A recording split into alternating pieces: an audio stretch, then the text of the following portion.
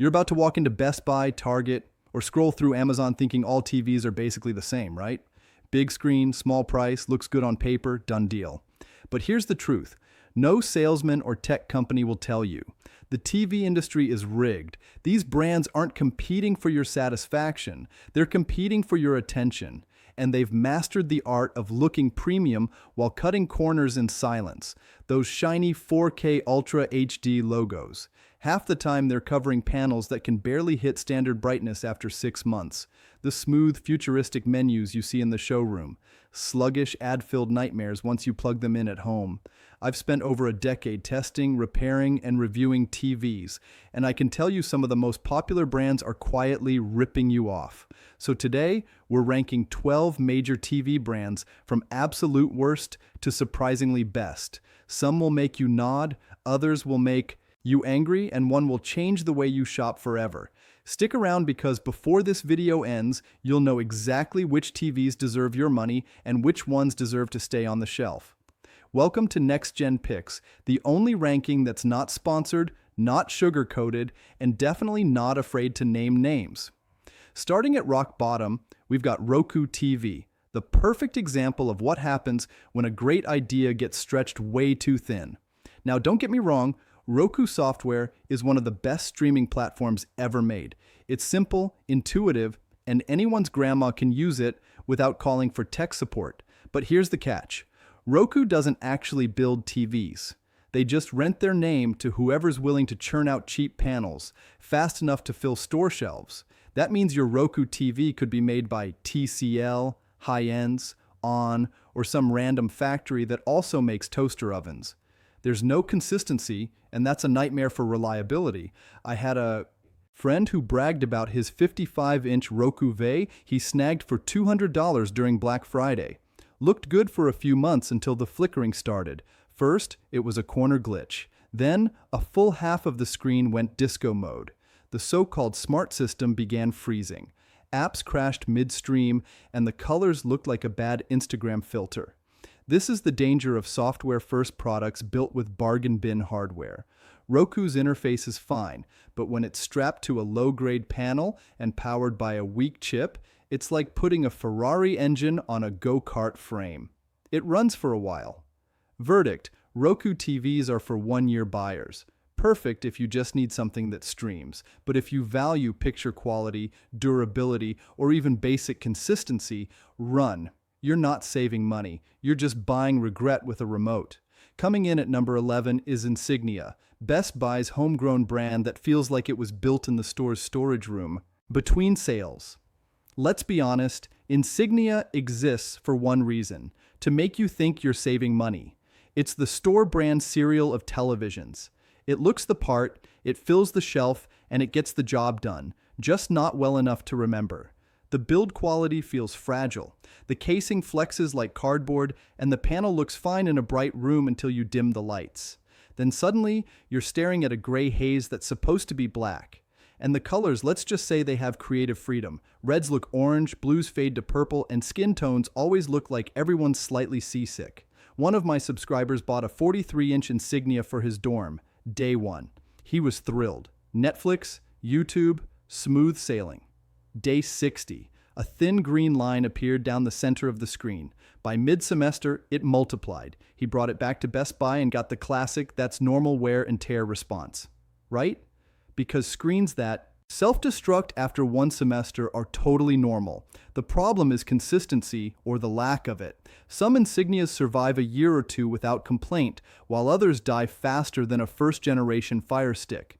Verdict: buy this only if you're desperate, broke, or furnishing a waiting room. It's fine for temporary setups, but not for anyone who values color accuracy, brightness, or reliability. Insignia isn't a deal. It's a delay before your next purchase. At number 10, we've got Westinghouse, a name that used to mean power, precision, and American engineering. Now it's basically nostalgia with a power button. There was a time when Westinghouse built nuclear reactors and home appliances that lasted decades. Today they're building budget TVs that can barely survive a warranty period. The logo is the same, but the legacy long gone. Westinghouse doesn't even manufacture their own sets anymore. They just rent their name to low cost, factories overseas that will slap that once proud badge on whatever panel they can mass produce by Monday. A neighbor of mine bought a Westinghouse 4K TV because, in his words, it's a classic brand. 6 months later, the remote stopped working. The Wi-Fi started dropping out midstream, and every image had this weird blue tint, like he was watching movies from the bottom of a swimming pool. When he called customer service, they told him to unplug it and plug it back in. Revolutionary advice, right? That's the thing with Westinghouse. They're selling you comfort wrapped in chaos. You're not buying performance. You're buying a memory of what the brand used to be. The design looks decent. The price seems fair, but the experience is pure frustration once the honeymoon wears off. Verdict.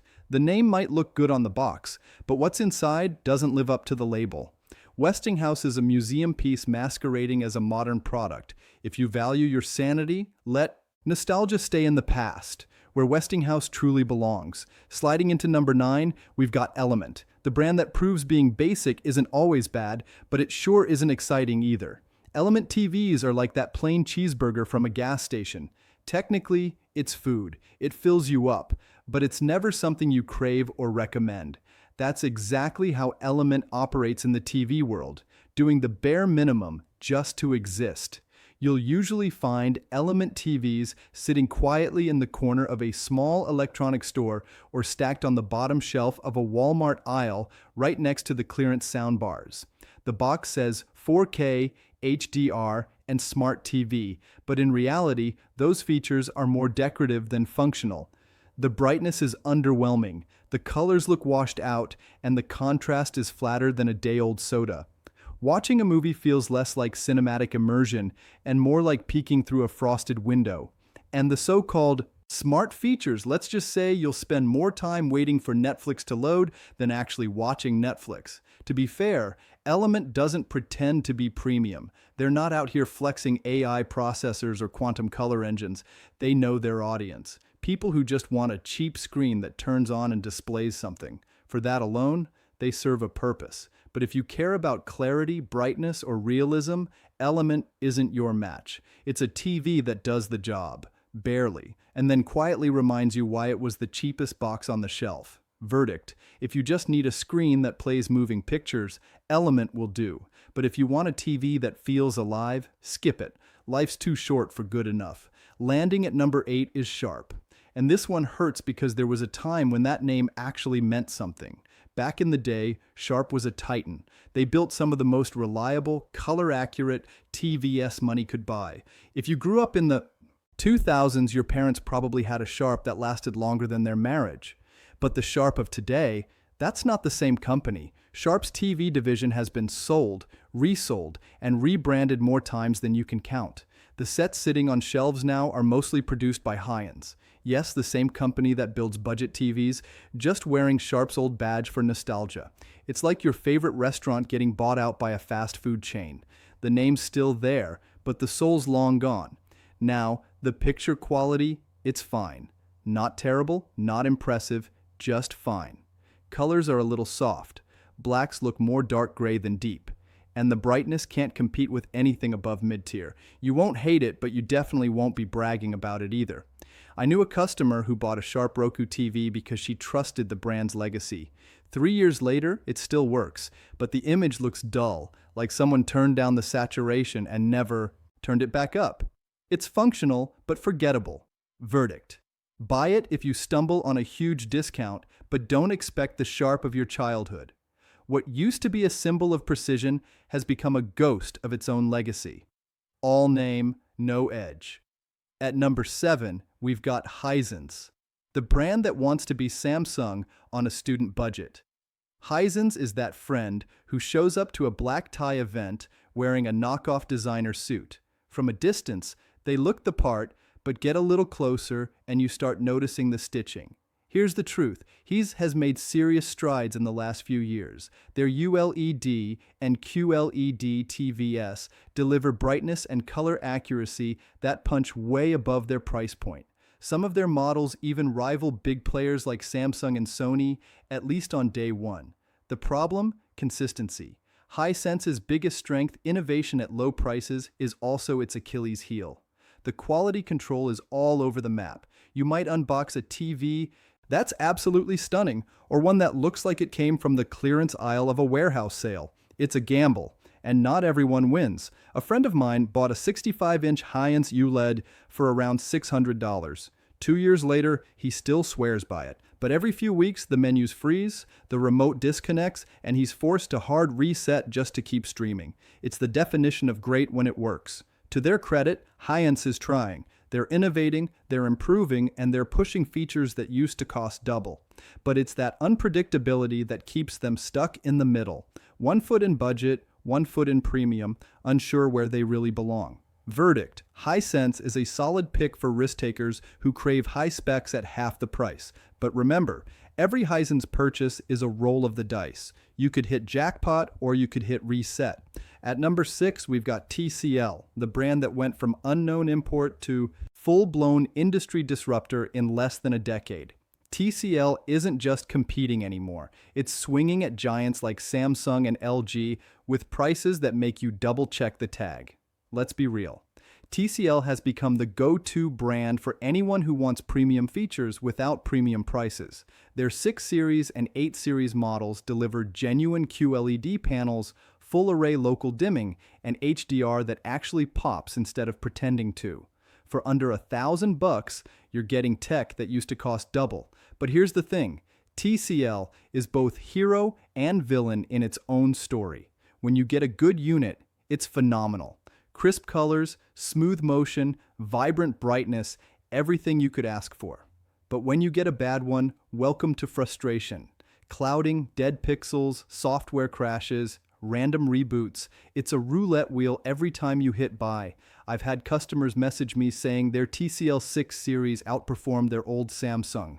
Others returned theirs within 2 weeks because the screen looked like it was backlit by candlelight. That's how wild the quality swing can be. To TCL's credit, they've been improving build standards and software updates each year. Their Google TV and Roku models run smoother than ever when they work. Verdict: TCL is the perfect almost premium brand. When it hits hard. But you'll want a solid return policy because if you get the wrong batch, that bargain will burn fast. TCL is proof that affordable greatness exists, but it still comes with a warning label. Cracking into the top 5, we've got Sony, a name that still carries that aura of prestige. The brand that practically invented cinematic picture quality and somehow convinced us that perfection should always come at a premium. Let's be honest, when Sony gets it right, it's magic. Their color accuracy is unmatched. Skin tones look natural. Motion handling is buttery smooth. And when you're watching a movie mastered, for HDR, it feels like the director personally adjusted the picture for your living room. Sony TVs make you feel like you're watching quality. And to be fair, you are. But here's where it falls apart. Value. Sony charges like they're selling works of art. The problem? Sometimes you're just paying for the signature, not the masterpiece. Their smart TV software, especially older Android TV versions, feels like a relic from a decade ago. It lags, freezes, and crashes more than a high school Wi-Fi network. And for all that money, you'd expect absolute reliability. But even Sony panels occasionally suffer from burn-in, light bleeding, or random software bugs. A client of mine dropped nearly $2,000 on a Sony X90J gorgeous picture, no question. But within 6 months, the TV started randomly rebooting during movies. When he contacted support, they suggested a factory reset. Classic. So, yes, it looks elite, but the experience doesn't always match the price tag. Verdict: Sony delivers spectacular picture quality, but demands a loyalty tax. You're paying more for the brand name than the actual features. If you value precision and cinematic performance, go for it. Just know you're buying prestige, not practicality. Sliding into number 4 is Vizio, a brand that started in a California garage and somehow clawed its way into living rooms across America. It's the classic underdog story. Small team, big ambition, and a promise to deliver premium picture quality without the premium markup. Vizio's philosophy is simple. Put the money where it matters, skip the gimmicks, skip the flash, and pour every dollar into panel performance. And for the most part, it works. Their P-Series, M-Series, and especially their OLED models punch way above their weight. You're getting full array local dimming, quantum dots, rich HDR, and brightness that competes with TVs twice the price. It's like finding a sports car engine, hiding under a mid-range sedan badge. But here's the kicker. Vizio's biggest weakness has never been its picture. It's the software. Their SmartCast platform feels more like a workaround than a system. It's clunky, slow, and borderline allergic to smooth navigation. Opening Netflix feels like booting up a computer from 2008.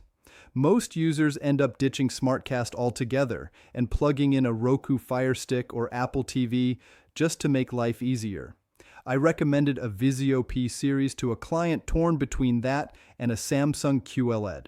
6 months later, he thanked me. Same picture quality, $800 saved. But he admitted one thing, that remote. I hate that remote. Verdict. Vizio is what happens when passion meets purpose. It's imperfect but impressive, a brand that delivers real performance for real people. If you can forgive the clunky interface, Vizio gives you near-premium visuals without the premium punishment. Taking the number 3 spot is Samsung, the brand that's mastered one thing better than anyone else. First impressions.